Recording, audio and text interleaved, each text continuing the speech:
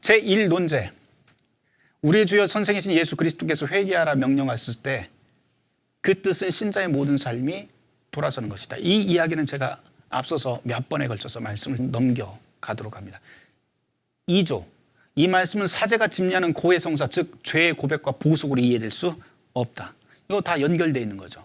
그 다음 3조. 또한 이 말씀은 마음을 돌려 세우는 내적 참회만 뜻하는 게 아니다. 이게 무슨 말이에요? 쿨파에 대한 이야기예요. 다시 말해 죄의식만 없애고 뭐 마음만 돌렸다고 해서 되는 것 아니다. 그런 말이죠. 절대 그런 뜻이 아니다. 마음의 회개가 육의 정욕을 제어하는 방식으로 드러나지 않는다면, 다시 말해서 우리의 삶이 변한다. 삶이 돌아서지 않는, 이 회개라고 하는 메타노이아가 그런 뜻이잖아요. 원래 헬라어가 가지고 있는 게. 삶이 변하지 않으면 그 회개는 아무짝에도 쓸모가 없다. 5번째, 교황은 자신의 판결 혹은 교회법의 판결에 따라 부과한 형벌 외에 어떤 죄도 사면할 권세나 의지를 가지지 못한다. 이제부터 루터가 문제를 삼는 건 뭐냐면 교황이 어디까지 권력을 가질 수 있는가 예요. 교황은 이 땅에 살면서 루터가 볼 때 사면권이든 교황의 권력은 모두 다 땅에 속한 것이지 사람이 죽은 그 다음에는 미치지 못한다라고 하는 것을 아주 강력하게 이야기를 하게 됩니다. 6조, 교황의 사면권은 제한적이다. 제한적이라고 하는 것이 하나님께서 죄를 용서했다는 사실을 선언하거나 인정하는 것 외에는 어떤 것도 허용하지 않는다. 사실 죄 용서에 대한 선언은 루터의 신학에 의하면 모든 세례받은 사람이 다 할 수 있습니다. 심지어는 루터의 그 글들을 보면은요, 루터가 이제 그 고해성사 시스템에 대해서는 그 반대를 하지만, 성회전으로서의 그 시스템은 반대를 하지만 이게 얼마나 중요한 것인지에 대해서는 계속해서 강조를 하는데, 그것이 단순히 목회자 앞에만 가서 죄 고백을 하고 용서를 받는 게 아니고 루터가 아예 의식서를 만들어놨는데 성도가 성도에게 찾아가서 죄를 고백하고 용서할 수 있는 그런 구체적인 예제까지도 루터가 만들어서 반포를 합니다. 이게 무슨 뜻이냐면 루터의 신학, 종교개혁 신학에서는 바로 교황도 역시 세례받은 n분의 1일 뿐이다라고 하는 그런 의미가 이 안에 들어있는 것이죠. 자, 그 다음 참회 규정은 오직 산자에게만 적용된다. 이 참회 규정이라는 건 고해성사 뜻입니다. 죽은 자에게는 적용될 수 없다. 당연한 상식적인 얘기죠. 그 다음 참으로 무지하고 어리석은 짓은 죽어서 연옥에 있는 자들에게 교회법이 정한 형벌을 적용하는 사제들의 행동이다. 몇 년치를 지금 내가 경감을 해줄 수 있으니까 얼마를 내, 이런 거죠. 교회 건축으로 그 헌금 얼마 내면 연옥에 있는 너의 죄가 얼마만큼 없어져. 돈 내. 이런 겁니다. 그런 거 어불성설이나 엉뚱한 소리 하지 말라. 어디에도 그런 이야기 없다라고 하는 겁니다. 그 다음 지옥, 연옥, 하늘은 각각 다르게 나타난, 지옥은 절망, 연옥은 절망에 이르는 게, 하늘은 천국이죠. 거기에 확실히 건져진 상태. 이런 것이네요. 18번. 연옥에 있는 영들은 결코 공로를 얻을 수 없으며 사랑도 성장할 수 없다는 말은 그 어떤 이성의 근거와 성서로 증명할 수 없는 주장으로 보인다. 굉장히 완곡하게 이야기를 해요. 한번 상식적으로도 이게 어디서 나왔는지 자기 근거를 모르겠다는 거예요. 그런 이야기를 합니다. 그 다음, 비록 우리가 모두 각자의 구원을 확신하고 있다 한들 연옥의 영혼들이 자기 구원에 대해서 최소한의 것이라도 확신하고 있는지 증명할 길은 없어 보인다. 당시 교회에서는 연옥에 있는 그 영혼들이 죄 때문에 괴로워한다든지 이런 이야기를 굉장히 많이 했던 거죠. 공포를 만든 거예요, 교인들에게. 하나님의 심판 앞에서 또는 연옥에 대한 그 공포를 이야기를 하면서 이 사면증을 사도록 그렇게 분위기를 조성을 했네요. 루터에게 보여서는 아니 연옥에 있던 사람이 와서 얘기하는 것도 아닌데 그걸 어떻게 알아? 이런 식입니다. 아주 상식적인 이야기를 하는 거죠. 그 다음 그 때문에 교황의 사면증이 모든 죄를 형벌을 풀고 죄인을 구원할 수 있다고 선전하는 면죄부 설교자들의 말은 모두 엉터리다. 그 다음 교황은 연옥의 영들의 어떤 형벌도 사면할 수 없다. 교회법을 위반한 형벌은 살아있는 동안에만 해당하는 일이다. 그 다음 수많은 사람이 모든 죄벌에서 해방된다는 무제한적이고 허울 좋은 약속에 속고 있다. 모든 주교와 사제도 자신에게 맡겨진 관구와 교구에서 연옥에 대한 교황의 권세를 동일하게 행사할 수 있다. 죄 사명권은 교황에게만 맡겨진 것도 아니다. 다 할 수 있어 라고 하는 얘기예요. 특별히 그 어떤 벌도 다 사면할 수 있다라고 하는데요. 이게 이 책의 35페이지 그 각주에 보면 지침서를 루터가 인용한 내용들이 좀 있어요. 거기에 보면 무슨 내용이 나오냐면 그 지침서에 어떤 내용이 나오냐면 이 증서의 소유자가 지은 모든 죄는 완전히 사면될 수 있다. 그리고 고해사절을 직접 선택할 수 있고 증서의 효력은 구매자와 그 친족까지 미친다. 재미있는 내용들. 잠시 후에 이제 특별 증서에 대한 이야기가 나올 때 다시 그 이야기를 다시 하도록 하겠습니다. 자, 그다음 참으로 비기독교적 가르침이라고 할 수 있는 것은 돈을 주고 연옥의 영혼을 구해낼 수 있다고 가르치는 것과 특별 증서를 구입하면 더 이상 참여할 필요가 없다고 설교하는 것이다. 여기 이제 제 밑에가 특별 증서가 어떤 건지 이제 설명을 하는데요. 증서의 소유자는 이거 좀 비싸요. 특별 증서는 또 이 증서의 소유자는 모든 죄, 단순히 과거에 지은 죄뿐만 아니고 미래에 지을 죄까지도 다 포함을 해서 다 완전히 사명받는 거예요. 이것만 있으면 이제 살인을 해도 되고 사기쳐도 되고 합니다. 그다음 고해 사제를 선택할 수 있어요. 이게 얼마나 중요한 거냐면 이런 거잖아요. 우리 뭐 실생활에서도 그렇죠. 뭐 이런 일은 없어야겠지만 한 교인이 자기 교회 목사님을 되게 싫어해요. 그 목사님만 만나면 이 목사님이 자꾸 자기에 대해서 안 좋게 얘기해요. 내가 이제 저질렀던 죄들 뭐 이런 것을 자꾸 꺼내요. 당신 그렇게 살면 안 됩니다. 그래서 아주 뭐 냉혈한처럼 그렇게 목사님 자꾸 나에 대해서 그러는 거예요. 근데 고해 사제는 반드시 원칙적으로는 내가 살고 있는 지역의 성당에 가서 고백을 해야 되거든요. 근데 그 사제하고 나하고 관계가 안 좋으면 이 고해 사제가 엉뚱한 이야기를 할 수 있다라고 하는 두려움이 생깁니다. 그래서 어떻게 하냐면 이 사면증을 들고 나하고 친한 사제를 찾아갈 수 있게 되는 거죠. 교회법을 이제 초월할 수 있는 근거들이 바로 이 특별증서에 아예 쓰여 있습니다. 그래서 특별증서를 들고 나타난 사람이면 자기 관구에 있는 성도가 아니라 할지라도 무조건적으로 죄를 다 사면을 해줘야 되는 그런 게 이제 명문화가 되어 있습니다. 그 다음 증서의 효력은 구매자뿐만 아니고 거기에다 이제 쓰게 해요. 돈을 얼마 냈느냐에 따라서 이미 죽은 우리 엄마, 아빠, 삼촌 뭐 이런 식으로 해서 다 쓸 수가 있어요. 그러면서 이제 이름이 들어가면 들어갈수록 당연히 이 증서의 값은 점점점 높아지겠죠. 그래서 그런 식으로 친족까지 다 확장을 할 수 있고 연옥에 있는 사람의 죄벌, 이미 죽은 사람들의 죄벌도 다 사면할 수 있는 그런 능력을 여기다가 다 제시를 합니다. 이런 거를 팔았던 거예요, 말하자면 그 당시에. 그러니까 루터가 봤을 때 이게 얼마나 얼토당토하는 거예요. 그래서 이 특별 증서를 구입하면 더 이상 참여할 필요가 없다고 그 당시 설교자들이 설교를 했는데 이게 뻥이다라고 하는 얘기죠. 믿지 말아라. 그 다음 참으로 회개하는 그리스도인이라면 교황이 사면증이 없어도 온전한 사면을 누릴 수 있다. 루터가 항상 하는 이야기가 이거잖아요. 그리스도 예수를 통해서 이미 우리는 믿으면 믿음으로 우리가 구원받는다라고 하는 루터에게는 그런 아주 확실한 믿음이 있었는데요. 그거면 됐지 무슨 이런 증서가 필요하고 그러느냐 하는 것을 루터는 이야기를 합니다. 게다가 참된 그리스도인이라면 사나 죽으나 가릴 것 없이 그리스도와 교회가 소유한 모든 유익을 함께 누린다. 하나님께서는 이 모든 것을 사면증과 상관없이 주셨다라고 이야기해요. 복음을 우리에게 이미 주셨기 때문에 그것을 기억하면서 사는 게 또 훨씬 더 중요하다. 그러면서 그리스도인들에게 이것을 분명히 가르쳐야 된다. 이제 가르쳐야 될 것에 대해서 루터가 얘기해요. 선한 사랑의 실천을 사면증 구입과 비교하는 일은 얼토당토하는 일이고 이것은 교황의 의도와 전혀 상관없다. 루터 순진한 거예요, 말하자면. 당시 교황은 이런 일을 안 할 것이다. 주교도 이런 일을 안 할 것이다.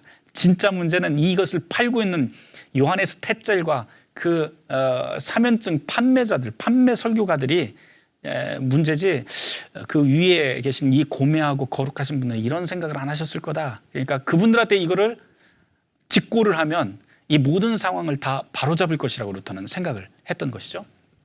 그 다음 그리스도인들에게 이것을 분명히 가르쳐야 합니다. 가난한 사람을 도와주고 궁핍한 사람에게 구워주는 것은 사면증을 구입하는 것과 비할 바 없이 선한 일입니다. 선행을 차라리 해라. 선행을 통해서 사랑은 성장하고 그 일을 통해서 인간은 더욱 선한 사람이 됩니다. 그러나 사면증으로는 선하게 될 수도 없고 오직 형벌에서만 벗어날 뿐입니다. 교회법의 형벌이에요.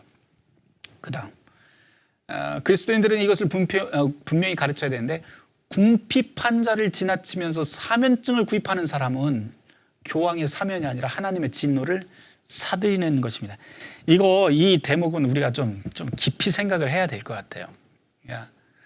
내 죄를 사함받기 위해서 사면증을 사는데 궁핍한 사람이 그냥 지나치는 것. 근데 이게 이제 16세기에는 루터는 이런 식으로 표현을 하지만 사실 오늘 이 시대에 이런 형태가 참 많이 있잖아요. 뭐 교회에서 장로가 된다든지 아니면 목회자가 된다든지 교회는 열심히 다녀요. 열심히 다녀요. 모임이든지 뭐든지 빠지지 않고 다 합니다. 그런데 문제는 뭐냐면 사랑의 실천들 이런 것들이 그 사람 삶 속에서 일상 속에서 정말 있는가 이거 돌아봐야 된다는 거죠. 그런 의미에서 루터가 쓴 겁니다.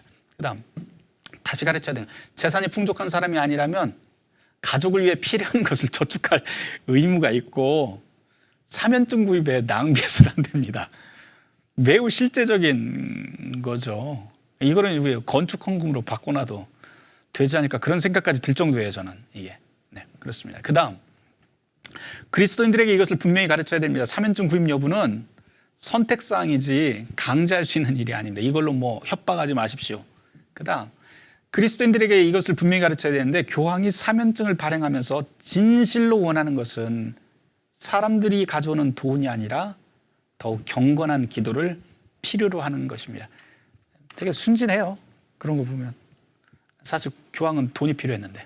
그 다음 만일 교황이 면죄부 설교자들의 이런 갈취 행위들을 알고 있다면 교황은 지금 자기 양의 가죽과 살과 뼈로 베드로 성당을 쌓아 올리는 것보다 차라리 불태워버려 잿더미가 되게 만들기를 바랄 것입니다. 오판이었죠. 당시에 뭐 레오 10세가 원했던 것은 전혀 정반대되는 일이었습니다. 그 다음 51조 역시도 앞에 이야기하고 똑같은 이야기인데요. 베드로 성전을 팔든지 아니면 교황이 자기의 재산을 팔아서라도 면죄부 구입한 사람들에게 그 돈을 돌려줄 것이다 라고 생각을 했습니다. 52조 뭐 다 비슷한 이야기입니다. 56조도 마찬가지고요. 56조에서 보면 이런 말이에요. 교황이 발행하는 사면증은 지금 교회 보화라고 하는 그런 교리를 바탕으로 해서 지금 판매가 되고 있는데 루터가 이걸 다 찾아본 거예요. 도대체 이게 어디서 나온 것일까? 근데 교회사 안에서는 교회 역사 안에서 공의회 안에서 이 교회 보화라고 하는 교리가 충분히 논의되거나 알려진 적이 없지 않습니까? 라고 하면서 오히려 문제를 제기하는 내용입니다. 그 다음 57조도 말할 수 있고 다 비슷한 교회 보화에 대한 내용입니다. 네, 82조, 83조, 84조 다 마찬가지죠. 다 이제 똑같은 이야기들이고요. 가난한 사람과 교회의 관계에 대한 이야기들을 루터는 계속해서 언급을 합니다. 그 다음 88조 이렇게 묻는다. 사람들이 이렇게 묻는다는 거예요. 이제 이게 얼마나 이 사면증이 얼마나 엉뚱한 거냐. 지금 교황은 하루에 딱 한 번만 죄를 용서하고 보화를 나눠 준대. 이게 이제 당시 사면증을 판매할 수 있는 뭐 여러 가지 경로들이 있었지만 횟수는 제한이 있었어요. 이게 하루에 하나였습니다. 하루에 하나. 더 이상은 그게 안 됩니다. 이 이야기를 하는 거예요. 아니 교황이 딱 하루에 한 번만 죄를 용서하고 보화를 나눠준다고 하는데 하루에 100번 용서하고 100번 나눠준다면 야, 그게 교회로서 얼마나 큰 복이야. 사람들이 이제 민중들이 그렇게 이야기를 한다는 거예요. 그 다음 또 이렇게 묻는다.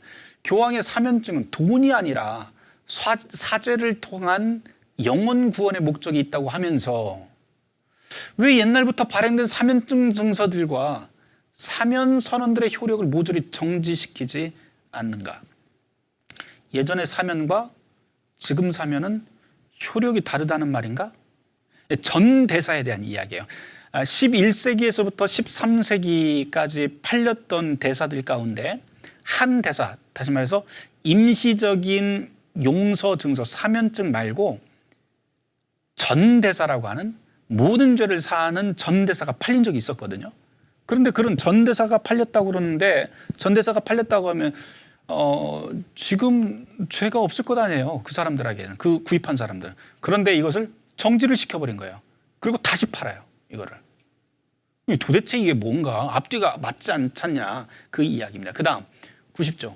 일반 신자들이 던지는 예리하고 불편한 질문들을 정당한 이유 없이 권력으로 누르고 입막음한다면 그것이야말로 교황의 반대자들에겐 비웃음거리고 그리스도인들에겐 불행한 일이 될 것이다. 루터가 여기에서 이야기하는 것은요, 교회 안에서는 충분한 대화와 소통이 일어나야 된다라고 하는 겁니다. 복음 안에서 이런 소통 없이 권위로 눌러붙이는 곳이라면 그것은 거룩한 성도의 교제라고 하는 그런 교회가 될 수 없다는 거예요. 교회라고 하는 것은 누구든지 세례받은 사람으로서 정당한 복음의 이야기를 하고 그것에 대해서 문제제기를 하고 소통하고 저항할 수 있는 곳이 바로 교회다라고 하는 것을 루터는 여기에서 95개 문제 90번에서 이야기를 합니다. 이 그림은 앞에 나와 있는 그림과는 조금 차별적인 그림인데요. 앞에 제가 한스 mem링의 그림을 보여드렸는데, 한스 mem링의 그림과 이 그림은 루카스 크라나흐라고 하는 루터의 동료가 그린 그림입니다. 이거는 1525년도에 그린 그림입니다.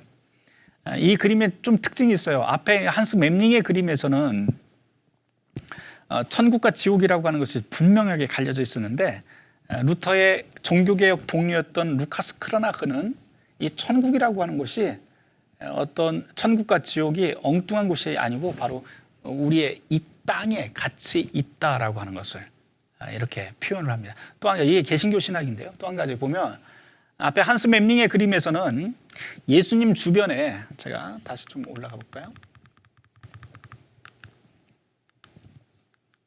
네.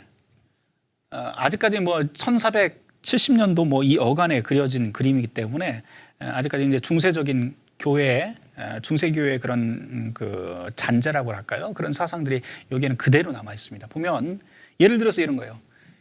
천상과 천상에 있는 사람들, 예수님을 주변으로 해서 사람들이 쭉 있는데, 이 주변에 딱 12명입니다. 이 12사도를 뜻하고요. 여기에는 마리아와 그리고 세례 요한입니다. 세례 요한이 무지개를 걸터 앉은 모습으로 이 사람이 땅과 하늘을 중보하는 역할로 나타나는데, 예수님 주변에 12사도들이 바로 우리가 보통 이야기하는 아까 그 선한 공로를 남기는, 여분의 공로를 남기는 사람들이에요. 이 사람들이 바로 이 사람들이 여기는 정확하게 남자들만이 이 안에 있다면,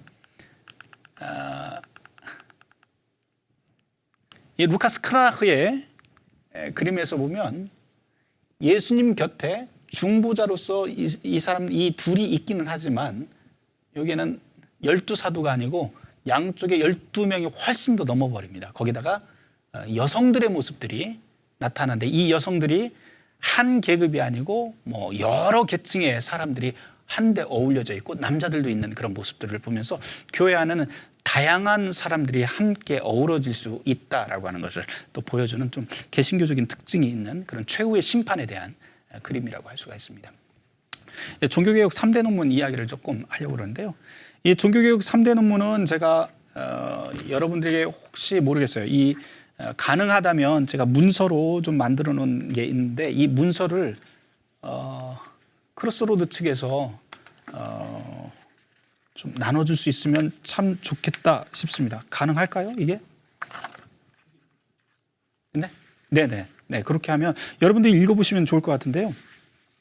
자, 좀 그 문서에서 중요한 부분만 아주 짧게만 조금 읽어드리고 이 부분은 좀 넘어가도록 하겠습니다. 1520년도에 나와 있는 세 개의 문서를 우리가 보통 종교개혁 3대 논문이라고 이야기합니다. 독일 그리스도교 귀족에게 고함, 교회 바빌론 포로, 그리고 그리스도인의 자유라고 하는 이 글인데요.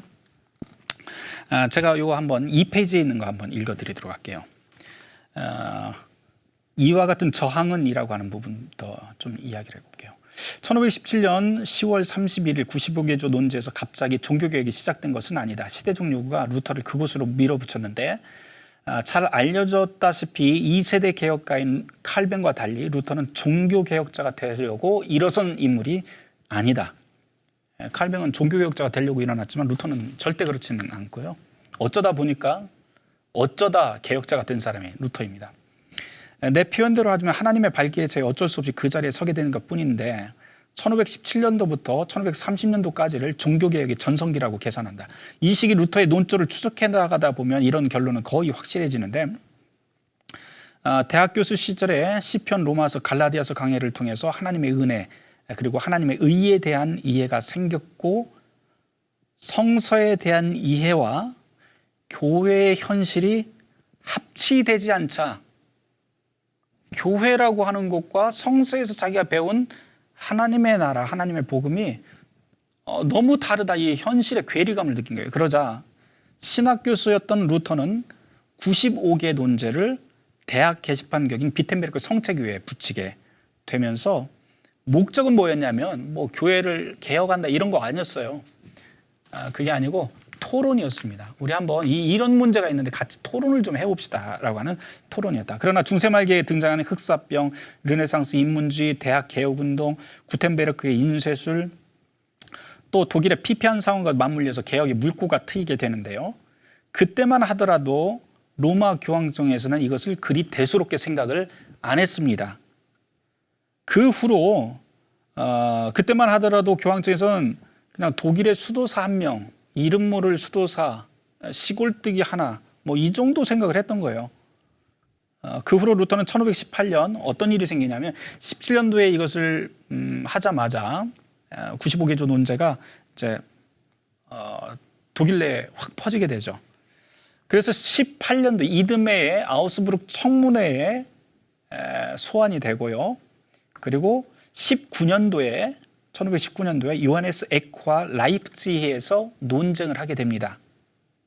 여기에서 일종의 덫에 걸리게 돼요. 그래서 루터가 교황의 권위보다도 말씀의 권위가 훨씬 더 높다라고 하는 말을 하게 되는 바람에 루터가 이단으로 낙인이 찍히게 됩니다.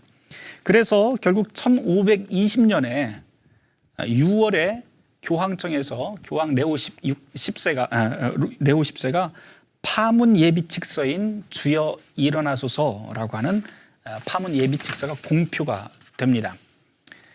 이 1520년이 매우 중요한 시기예요. 이 상황이 루터를 그렇게 만들어 가기 시작을 하는데요. 법적으로는 60일 이내에 이 칙서에 대한 반론을 해야 되는 게 맞습니다. 그런데 루터가 반론을 하지 않습니다. 오히려 정반대의 길을 택하게 되는데 이로써 루터의 길이 매우 명확해졌고 이제는 더 이상 로마의 눈치를 보지 않고 독자적인 길을 가게 됩니다. 1520년 3월 말에 완성돼서 7월 초에 인쇄되는 선행에 관하여라고 하는 저수를 시작으로 해서 뭐 3대 논문은 아니지만 사실 제가 보기에 이 선행에 관하여라고 하는 이 글은 종교개혁 사상을 이해하는 데 매우 중요한 문서입니다. 오늘 여러분하고 강의의 맨 마지막에 제가 그 선행에 관하여에 나오는 교회의 기도라고 하는 기도를 읽어드리고 오늘 마치려고 하는데요. 어쨌든 그렇습니다. 그 다음 7월 말에 완성돼서 8월에 인쇄된 독일 크리스천 귀족에게 고함이라고 하는 것이 나오고 8월에 라틴어 교회 바빌론 포로가 완성됩니다. 재밌는 게 원래 이 교회 바빌론 포로가 굉장히 격한 글이에요. 격한 글인데 라틴어로 원래 쓰여져 있습니다. 이게 루터의 특이한 점이 그거예요.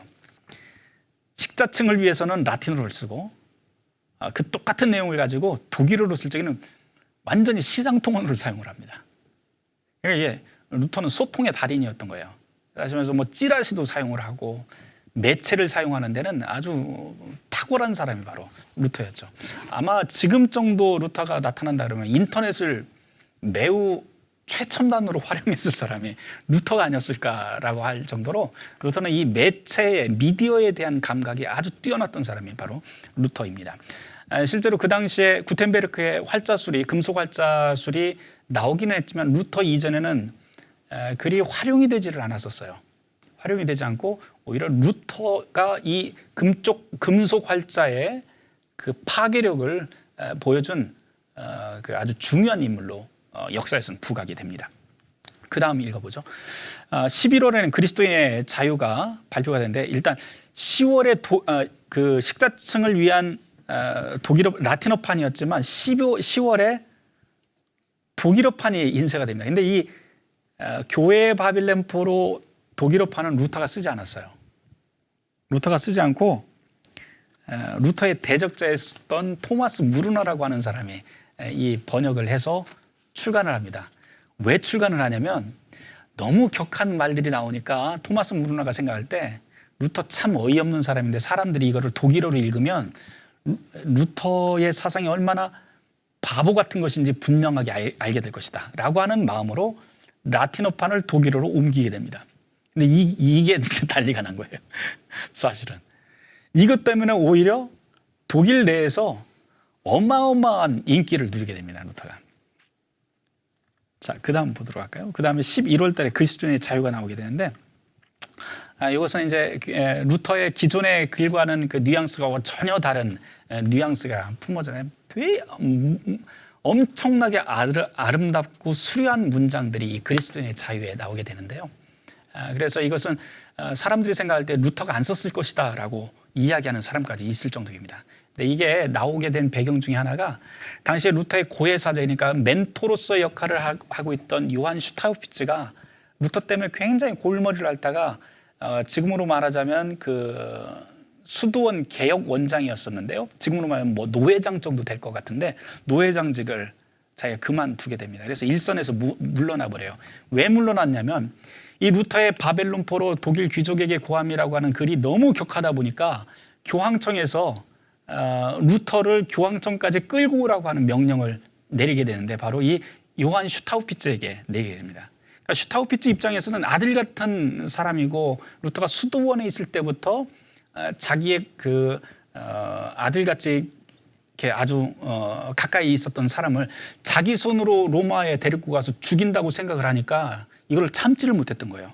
그래서 차라리 내가 가지고 있는 이 직분을 다 내려놓고 일선에서 내가 물러날게. 물러나는데 너 하나 좀 지켜줬으면 좋겠어. 이것만 좀 해줬으면 좋겠어. 라면서 루터에게 부탁을 하게 됩니다. 무슨 부탁을 하냐면 교황에게 편지 좀 쓰라고.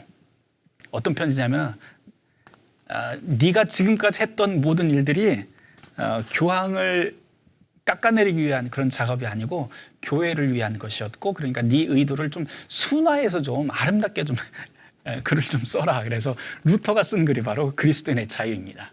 그러다 보니 이 그리스도인의 자유는 매우 아름답고 좋은 글, 가톨릭이든 뭐 개신교인이든 누가 보더라도 이만한 글을 찾기가 어려울 정도의 그런 아주 수작을 내놓게 됩니다. 그 셋 중에 하나, 그 독일 그리스도인 귀족에게 고함이라고 하는 책은 당시 초판이 4,000부였는데요. 2주 만에 다 나가게 되고 루터가 살아서 15판을 더 인쇄하는 진기록을 세우게 됩니다. 루터의 글 중에서 제일 많이 팔린 게 독일어 성경이었고 아마도 그 다음에 그 루터 당시에는 제일 많이 팔렸던 책이 바로 이 독일 귀족에게 고함이라고 하는 글일 거예요. 근데 여기에 보면 교회가 스스로 쌓아 올린 세계의 담이라고 하는 그 주제가 나오게 됩니다. 그 첫 번째 담이 무엇인가 하냐면 사제와 비사제, 그러니까 평신도와 사제의 그 벽이 너무 높다라고 하는 것. 성경이나 교회 전통에서는 이런 것 없었는데 우리 교회가 너무나 그렇게 권위주의 체계로 전락해버렸다. 그 이야기고요. 두 번째, 성서 해석의 벽. 평신도들은 성경도 못 읽게 했잖아요. 라틴어 성경을 보면 그 사람들이 신성모독이라고 해서 그냥 죽여버리는 상황들이 있었죠. 그래서 가만 생각해 보면 루터가 1521년도에 바르트부르크 성에 잠깐 숨어 들어가서 11주 만에 신약 성경을 번역을 하게 되는데요. 지금 생각해 보면 뭐 성경을 번역했다 그러면 박수칠 일이지만 당시 루터의 상황에서는 그게 단순히 쉬운 일이 아니었어요. 왜냐하면 목숨 거는 일이죠. 이게 독일어 번역을 해서 민중의 언어로 바꿔놓는다. 그 당시 교회의 직제에 있었던 사람들의 입장에서는 하나님의 거룩한 말씀을 속된 것으로 바꾸는 신성 모독입니다. 그러니까 이렇게 번역하는 루터는 당연히 화형에 처할 사람인 것이죠. 어쨌든 루터는 그럼에도 불구하고 성경을 번역하게 되는데요. 번역한 그 동기가 무엇일까? 그것은 아주 간단해요. 내가 성경에서 감동했던 그 복음의 신비와 그 기쁨을 내가 죽더라도 이건 다른 사람한테 알려야겠다는 거예요. 이게 바로 이제 종교개혁 정신이었고 루터가 성경을 번역할 때 그 마음이었던 거죠. 그래서 1521년에 바르트부르크 성에서 보름스 제국위에서 완전 국민권도 박탈당한 다음에 바르트부르크 성으로 숨어 들어가게 되는데 그 이듬해 9월 달에 1522년 9월 달에 루터의 성경이 출간되게 됩니다. 그래서 보통 이 성경을 일컬어서 9월 성경이라고도 그렇게 부르곤 하는데요. 신구약 성경이 완역된 것은 1534년입니다. 그 이전까지는 신약 성경만 이렇게 번역되었다라고 하는 겁니다. 어찌되었든 루터의 그 독일 그리스도인 귀족에게 고함이라고 하는 것은 세 가지 벽을 이야기를 한다. 사제와 비사제의 벽, 그리고 성서 해석의 벽, 세 번째로 아주 혁명적이고 그 뭐라고 할까요? 도전적인 내용이 나오는데 교황을 탄핵해야 된다라고 하는 탄핵 프로그램이 여기서 나옵니다. 한번 생각해 보세요. 그 당시가 교황의 세계인데 어디 감히 저 시골 나부랭이가 일어나고 교황을 탄핵한다 그러니 일반 그 독일에 있었던 평신도나 일반 사제들이 볼 적에는 어마어마한 주장을 한 것이죠. 그래서 이런 자극적인 언어 덕분에 논리 덕분에 루터의 이 책이 폭발적인 인기를 얻게 됩니다. 이 세 가지의 벽 말고도 루터가 여러 가지 개혁 프로그램에 대한 주제들을 이 책에 담고 있는데 뭐 성지순례의 부당함이라든지 그것을 이야기하면서 루터는 뭐 일상의 아주 귀함, 하나님께서 이 천지를 창조하셨다면 성지순례, 저 예루살렘이나 로마만 거룩한 곳이 아니고 바로 오늘 이 자리, 내가 살아가는 이 자리가 가장 귀한 자리다라고 하는 것을 루터는 역설을 하게 되죠. 그런 것뿐만 아니고 여러 가지 이야기들을 거기에서 하게 됩니다. 네. 독일 그리스도인 귀족에게 고함에서는 그런 내용을 이야기를 하고요. 여러분들이 이걸 좀 읽어보셨으면 좋겠어요. 그 다음에 교회의 바벨론 포로는 사실 루터가 그 라틴어 번호로 썼는데 이게 이제 앞서서 말씀드렸다시피 토마스 무르너라고 하는 사람이 독일어로 번역을 하면서 엄청난 인기를 끌게 됩니다. 이 안에 담긴 그 내용들은 사실 굉장히 신학적인 내용이고 7가지 성례전을 비판하는 내용들이 그 안에 남아 있습니다. 그래서 루터가 생각하는 성례전, 사크라멘툼이라고 하는 것은 아구스티누스의 그 용리에 따라서 주님이 반드시 명령을 한 것, 주님이 이것 해라라고 하는 주님의 말씀, 그러니까 명령과 그 명령이 물질과 결합이 되어 있을 때 이것을 우리는 성례전이라고 부른다. 그래서 7가지의 성례전을 이 원칙에 따라서 쭉 해보니까 딱 3개밖에 남지 않다라는 거예요. 그게 뭐냐면 세례, 마태복음 24장에서 이야기하잖아요.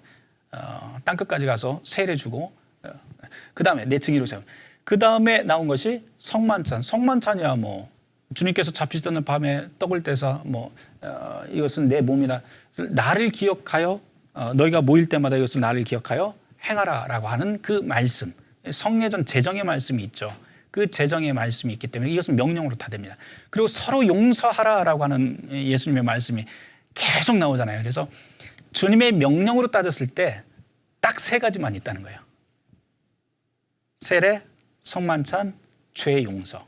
이게 이제 고해성사라고 하는 건데 루터가 이 교회의 바벨론 포로를 쭉 써나가다가 맨 마지막에 뭐라고 하냐면 고해성사는 사실 이 참회라고 하는 것은 세례의 확인일 뿐이다 라고 하는 이야기를 하면서 2가지만 남겨놓습니다. 그리고 고해성사는 말씀이 물질과 결합된 게 없잖아요. 그래서 성례전적인 것으로 이야기는 하지만 성례전은 아니다라고 이야기를 합니다. 여러분들이 보시고요. 1520년 11월 달에 나와 있는 그리스도인의 자유에서도 자유에서는 이미 말씀드렸다시피 루터의 그런 윤리적인 사상, 기독교인으로서 어떻게 살아야 될 것인지에 대한 아주 매우 아름다운 글입니다. 뭐 기껏해 한 30쪽밖에 되지 않아요. 이거 사실 30쪽밖에 되지는 않지만 그 안에 담겨 있는 의미들은 매우 놀라운 그런 그 내용들이 나오고, 특별히 루터의 신학을 이해하는데 아주 중요한 글로도 이 이야기가 됩니다. 몇 군데, 한 두 군데만 제가 인용을 해서 한번 읽어보도록 할게요. 거기에 보면 이런 말이 나와요. 그리스도인은 만물 위에 자유로운 종이며 누구에게도 예속되지 않는다. 그리스도인은 만물에 예속된 종이며 누구에게나 예속되어 있다. 이게 그 그리스도인의 자유 독일어판 맨 첫 구절입니다. 이거를 조금 뭐 어렵게 번역을 해놨지만 쉽게 이야기하면 이렇게 돼요. 그리스도인은 모든 것의 주인인 동시에 모든 것의 종입니다. 이런 뜻입니다. 주인인 동시에 종이다라고 하는 것을 말을 하고요. 또 한 가지, 이제 제가 그리스도인의 자유에서 가장 좋아하는 문장이 있는데 한번 읽어드려 볼게요. 그러므로 우리는 이렇게 결론을 맺는다. 그리스도인은 자기 안에 살지 않고 그리스도 안에서 그리고 이웃 안에서 산다. 그렇지 않으면 그리스도인이 아니다.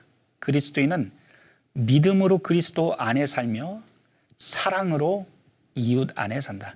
믿음 안에서 그리스도와 살고 사랑 안에서 이웃과 산다. 그 다음, 믿음에 의해서 그는 자신을 넘어서 하나님께로 들려 올려진다. 그런 다음에 사랑에 의해서 그는 다시 자기를 낮추고 하나님에게서 이웃을 향해 나간다. 아주 쉽게 도식화하면 이런 말이에요. 우리에게는, 그리스도인에게는 믿음과 사랑이 매우 중요한데, 믿음은 우리를 들어올려서 하늘로 들어올려서 하나님과 가까이 있게 만들죠. 근데 이제 여기서 끝나면 안 된다는 거예요. 우리 여기까지만 많이 얘기를 하잖아요. 뭐 은혜 받았습니다. 백날 얘기해봐야 그것으로 그리스도인이 되는 게 아니고 그 다음이 중요한데, 믿음으로 올라간 이 믿음은 반드시 사랑으로 내려와서 이웃 한가운데로 들어가야 된다라고 하는 겁니다. 믿음과 사랑의 역학관계를 루터가 이런 식으로 표현하는데, 이 그리스도의 자유에서 이 이야기를 합니다. 여러분들 이 글 제가 뭐 이거 읽어보시면 이 안에 다른 이야기들도 꽤 많이 있는데요. 꼭 읽어보셨으면 좋겠습니다.